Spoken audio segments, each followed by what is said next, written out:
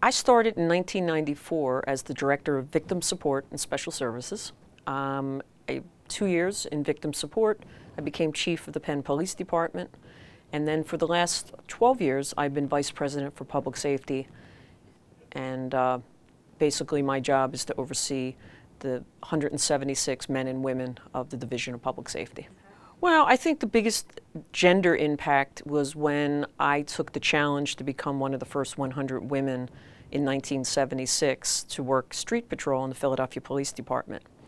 And it was sort of a time where no one even believed that women could do this. And so the next couple of years in that position were extremely challenging, and there was a lot of discrimination.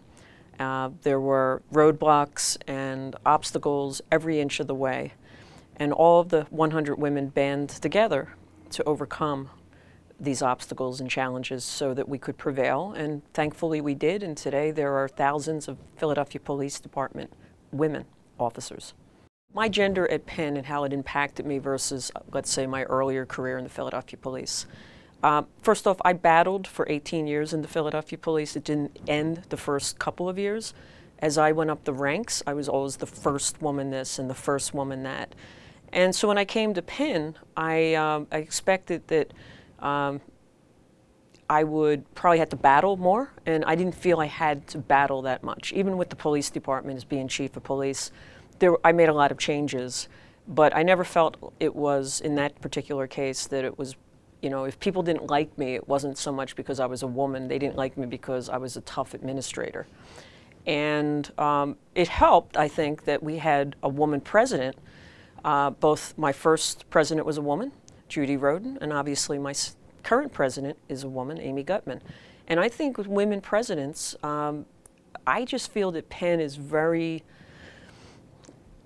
blind to gender as it relates to advancing one's career here. And I think we're very fortunate to have that leadership here. I would say that I was very, very excited when I first came to Penn in 1994 to work with the Women's Center and the women's community. I had been very much involved in women's advocacy issues. I was a volunteer back in the 70s for Women Organized Against Rape. I would do volunteer court accompaniment, and was actually of help to WAR as they worked with the Philadelphia Police Department to institute the Special Victims Unit. So in some ways, I felt as though I was kind of leaving law enforcement and I was going to be an advocate. And 1994 turned out to be a very difficult year for the University City community with crime. And so suddenly I found myself in a position where it was hard for me to just think about being an advocate because I wanted to make sure people weren't continually being victimized on the street. So that was a little twist in what I thought was my direction. The second, I wasn't exactly embraced by the then leadership of the Women's Center. I was looked upon too much as a cop. I would say in the last 10 years, I have felt embraced as well as I think public safety has been embraced, my leadership team, particularly Pat Brennan, who's our Director of Special Services Department, which used to be Victim Support Special Services.